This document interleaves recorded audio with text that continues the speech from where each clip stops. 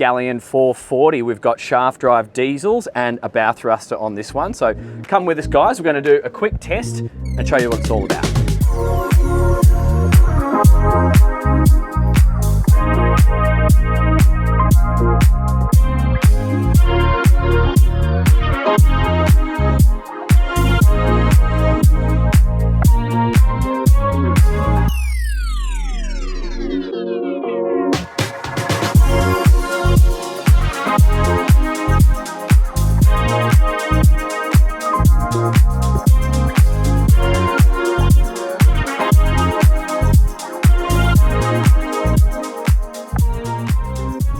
Got to start from the flybridge today, guys, because we are in a fantastic location, as I hope you would be too, on this Galeon 440 with twin shafts and bow thruster, which we're going to test in this video. So what I'm going to do right now is just get the boat moving. I'm going to talk to you about my experience from the flybridge. Then I'm going to transition downstairs, and then we'll go through fuel flow and speeds when I'm in a more controlled environment. Okay, let's get the thing up and moving. So from the seated position, this backrest also forms part of the seat behind me. So it goes forward and aft. It's very comfortable and seems logical to drive up here from the seated position. Even my visibility from here, I can see the bow, I can lean over and see the side, but transitioning to standing is no problem at all. So if I wanted to do some maneuvering up here and have good viz, I can. But let's just get the boat moving and describe the experience that we feel. We've got the small motors. You can option to go bigger than these ones. Coming up through 9 knots. She feels like a big boat. I don't think we're going for sporty feel here. We're really going for transit times, move locations, and move your very comfortable multifunctional house, which we'll talk about in the other video, of course, to another beautiful location. I think that's the idea. But here we go, going into some wind and some very small chop at the moment. Remember, we do have a slightly fuller bow, which is to allow for quite a lot of accommodation in terms of the sun lounge up front. And then it looks like, looking at it through the drone, they've got some cutting action at the lower end of the design of the bow, which then flares out a bit. So that's what's going on, and let's describe the experience. Okay, I'm just going up through 16 knots, which feels about where I'd want to cruise at with these motors. I know I can go faster. She's got a predictable motion. I don't think anyone's going to get too uncomfortable up here on the flybridge in conditions like this. I think if you're in a heavy sea state, you definitely want to drive from the lower helm station, get that center of gravity and your body down somewhere where the boat's not moving around as much. If you're in Mediterranean conditions like we are right now, maybe you should just drive like this. Hello. This is great. Sorry, getting a little bit excited. So let's just accelerate a little bit more whilst we're going into the wind and swell. 18 knots. I'll call out the fuel flows when I go down to the lower helm. 20 knots, 21 knots into the wind. 3,200 RPM. I've got zip wakes in auto on this boat. Plenty of wind over the flybridge.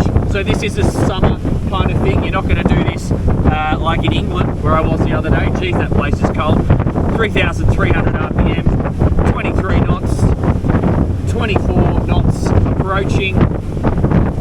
Quite flat water now. I'm coming into the protected part of the bay here, and into the wind at 3,390 RPM. Call it 3-4. I see 24 knots, wide open throttle now with the zip wakes in auto, not doing much as I can see on the gauge. So now I'm just going to bank out to sea, take the boat to a bit more of a sensible speed, and then we'll check the downwind performance and we'll do a few turns. See you downstairs. So, like magic, I've actually just come down to the lower helm to give you guys a bit of an experience from down here. We'll just get the boat through a couple of turns, I'll just describe to you how it feels. First observation, put the backrest down of the sun lounge if you're going to come down here and drive for any extended period of time. I'm okay for now because I can see, I know who's around me, but if you want to sit down and drive, you won't be able to see over the backrest. Kind of logical. Next thing, I have left this door open and the back door for you to appreciate the noise levels. Let me just do that for you. It's pretty manageable. For shaft drives, it's not reverberating up through the boat too badly at all, but I'm going to close the doors now. So that one's closed, and we'll close that back door, and I shall bring you along with me. So I'm standing up now, and okay, there you go. Doors closed. Not bad, eh? It's quite pleasant. So I'm just doing that at 21 knots, and I did I did attempt to get the fuel flow, but for some reason on this Volvo Penta diagnostics display, I know how to change the display. I can't find fuel flow, so I'm sorry. It's just not possible. I'm just not going to be able to give it to you on this test. 3,100 revs, 20 knots. We're going to do a speed test in a second, but before we do that, at 21.5 to 22 knots, I'm just going to put the boat through a couple of turns and just feel her out. Moderate amount of heel. This boat's going to be fine in a moderate sea state. I'm not going to go out and really big rough stuff in this. I'm going to pick my times. I'm going to run down swell whenever possible. I feel like if I had a huge rolling swell and I was having to go into it, I'm going to take a lot of green ones over the bow. So just be alert to that. Now let's try the speed. But here in the Mediterranean, absolutely ideal. And you know, Sydney Harbour boating, perfect. Okay, at that extra speed, 23, 24 knots, she really flattens out there. That's not bad. So look, if you are a bit of a speed demon, you probably want to go for the next horsepower up, and then get yourself that extra few knots. But I think if you are who I think you may be, and you're thinking about living space and functionality, well then this is going to be a great piece of kit for you. So we're seeing 24.5 knots, wide open throttle, 3,420 revs. A few more revs there, downwind, down the little tiny bit of swell that we do have today. So let's just take the boat off the plane now, and now we're going to take it into some close quarters scenarios, and we'll spin it around using those shafts. We have a bow thruster. We're going to have to drop the anchor, so we'll see how stressful or not stressful that is, and then bring you along with us, and then we'll do a wrap up somewhere hopefully pretty and scenic, because we're spoilt for choice around here. It really is very nice. Okay, so I'm just coming into a anchoring demonstration style of area. This is quite tight, but I want to make it nice and pretty for you and give you some reference points. I got my bow thruster activated here. We are twin shafts. I do actually have a rudder angle indicator on this one.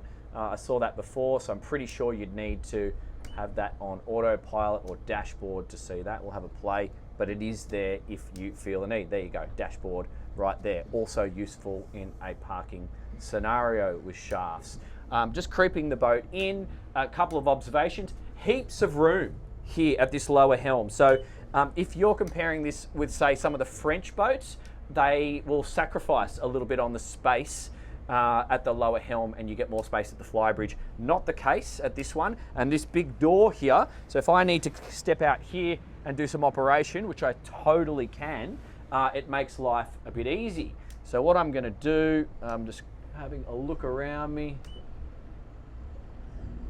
I'm going to swing my bow to port, and I'm going to put my props to starboard just so my props are in the deeper water.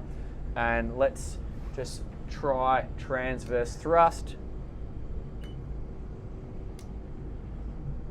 Heaps of visibility here, guys. These windows, these floor to ceiling windows here help in a situation like this. You've got a slight blind spot just there with regards to the stairs, and the boat has got enough torque to just get the thing moving consistently. I've got heaps of power if I wanted to increase this rate of turn. So let's just try the bow thruster and just slow, torquey.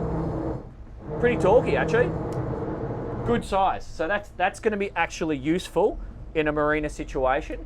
And so then if we want to anchor the boat and say we needed to do it from the bow, once again, loving this big door, because I can just actually come in with the rudder centered and do a lot of the work right here, should I need to. Just creep the boat up like so, and imagine yourself in a marina situation, you could do the same thing. So if you're doing med style mooring, you can move yourself from here to here, and then my viz straight down to the back of the boat there is ideal. So that's actually really good. I don't really see too many scenarios where you would justify yacht controller on this boat, because the viz is so good aft and my access is so good forward. Obviously you do you, but that's a pretty good setup. I don't mind it at all. Okay, so that's the boat, guys. Ladies and gents, I should say. I hope that was useful. She's a good quality piece of kit. This has been my first experience on a Galeon. I hope to get an opportunity to drive some more. You definitely can put this up alongside a lot of the British builds, without a doubt, and some of the American builds as well. The quality, from what I'm feeling through the waves there, is a good thing. She's not a speed demon with this engine setup, so if you want more speed, get the bigger horsepower, but she's conservative, does the job, very comfortable for a family to do normal family style boating. If you want to see what the layout is like, that's a different video. If you want to talk to me, or if you want to understand some of the things that I didn't like on the boat, that's also a different video, and that's on my Patreon. See you there.